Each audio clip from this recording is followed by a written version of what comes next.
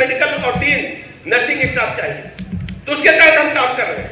नए nursing college, केवल 5 nursing college सरकारी क्षेत्र में थे 2017 में जब हमें काम कर रहे थे। आज मैं कह सकता हूं कि 11 नए नर्सिंग कॉलेज खोले गए हैं। और इस साल 2022 में जब हमने निर्णय लिया कि हर मेडिकल कॉलेज के साथ नर्सिंग कॉलेज और पैरामेडिकल स्टाफ के लिए कॉलेज हम खोलने का काम करेंगे।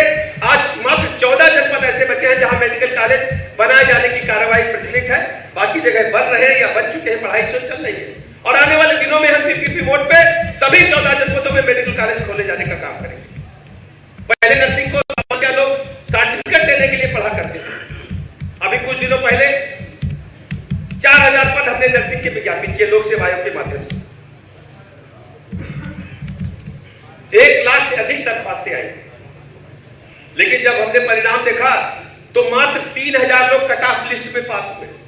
और इंटरव्यू के माध्यम से जब सिलेक्शन किया तो 2800 के बाकी पोस्ट खाली निकल गए।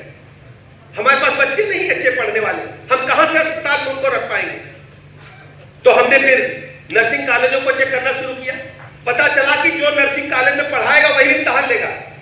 तो हमने स्वकेंद्र परीक्षा प्रणाली समाप्त किया, मिशन निरामया लागू किया, कैमरे की निगरानी में इम्तिहान कराए। 85% जो आता था अचानक 25% आ गया।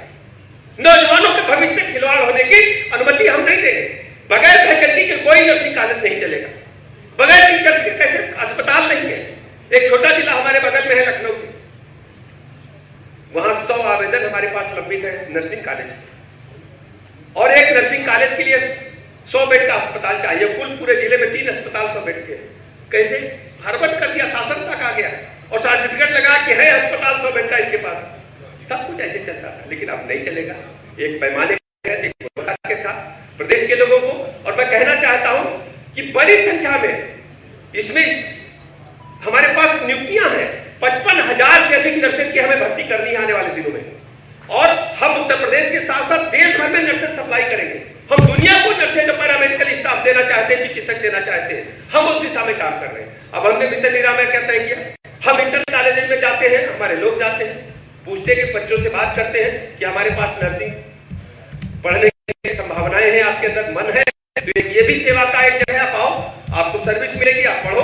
और इस तरह के इंटर कॉलेज में जाकर हमने आज 480 इंटर कॉलेजों से संपर्क करके, आज संपर्क करके लोगों को अपने से जोड़ करके और एक नया कम्युनिटी तैयार करने का काम किया है। जो नर्सिंग और पैरामेडिकल की पढ़ाई करने के लिए उत्सुक स्टूडेंट्स हैं, उनको इंटर कॉलेज में ही हमने कैंपस से लेकर के बेहतर से बेहतर लोगों को अपने साथ जोड़ने का काम किया।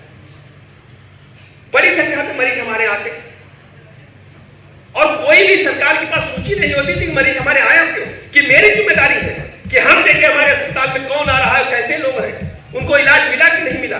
सरकार के पास कोई सूची नहीं होती थी।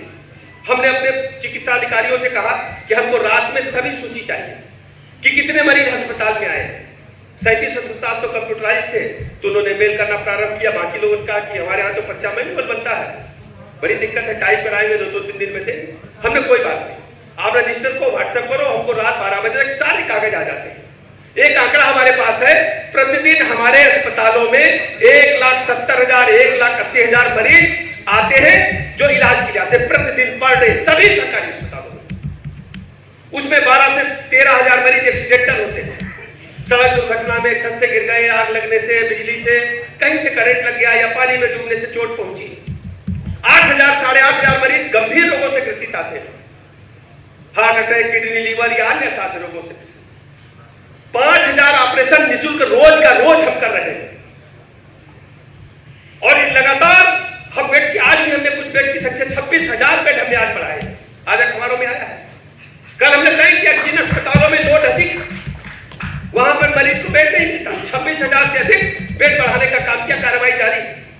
और कल भी हम किसी अस्पताल आगरा में गए, प्रतिदिन 3-4 अस्पताल की गुणवत्ता के साथ चिकित्सकों का व्यवहार कैसा है हम चेक करते हैं। इंफ्रास्ट्रक्चर को मजबूत करना और सबके लिए सरकार काम करेगी, यह हमारी जिम्मेदारी है। इंफ्रास्ट्रक्चर की चर्चा अगर हम करें, जो प्रदेश में हम लोगों को काम करने का अवसर मिला तो मात्र 3 एयरपोर्ट संचालित है। आज 9 एयरपोर्ट हमारे पास संचालित है और आने वाले दिनों में सर्वाधिक अंतरराष्ट्रीय एयरपोर्ट वाला स्टेट उत्तर प्रदेश राज्य होगा। और आने वाले दिनों में 17 एयरपोर्ट हमारे पास होंगे। प्रदेश का सबसे बड़ा जो लखनऊ हवाई अड्डा है, ये देश का सबसे तेजी के साथ बढ़ने वाला हवाई अड्डा है। 115 से अधिक फ्लाइटें रोज आती जाती यहां से। अद्भुत नजारा है प्रदेश का, तेजी के साथ आगे बढ़ना हुआ स्टेट है।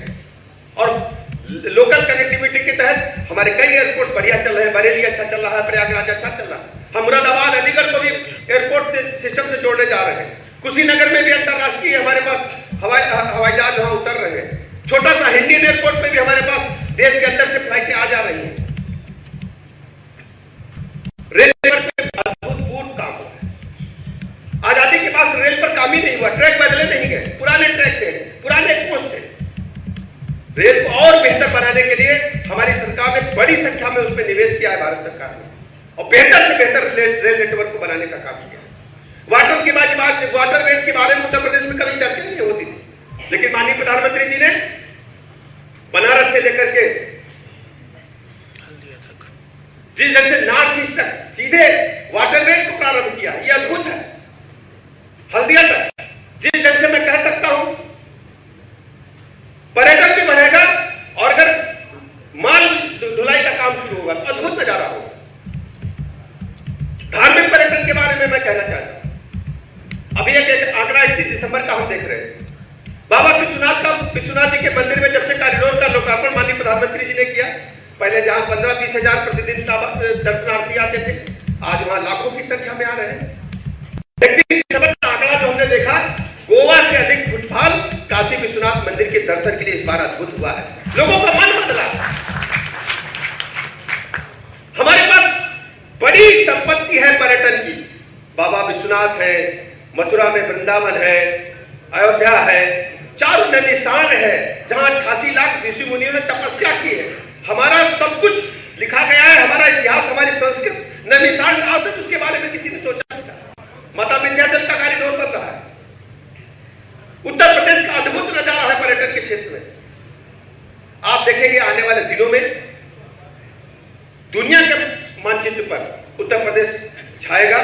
मैं निवेश के मामले में चर्चा करना चाहूंगा। जब ढेर सारी बातें होती हैं, इंफ्रास्ट्रक्चर अच्छा हो गया, लाइन ऑर्डर अच्छा हो गया, सुविधाएं बढ़ा दी, अस्पताल अच्छे हो गए, पेयजल अच्छा मिल रहा है, लोगों को अच्छा लग रहा है उत्तर प्रदेश का माहौल, तो हमारे सामने सबसे बड़ी चुनौती उद्योगपतियों में खोया भरोसा वापस आना और उनको स्थापित करना।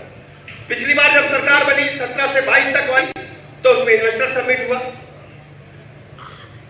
4 लाख करोड़ से अधिक के एमओयू को धरातल को उतारने का काम, और दुनिया की सबसे बड़ी स्क्रीन बनाने वाली फैक्ट्री वो चाइना से उठ करके नोएडा में आई, वहां लगी है और बहुत बेहतर ढंग से काम हो रहा है। ग्लोबल इन्वेस्टर समिट की चर्चा आपने सुनी होगी। ग्लोबल इन्वेस्टर समिट के माध्यम से 16 राष्ट्रों में हम लोग गए।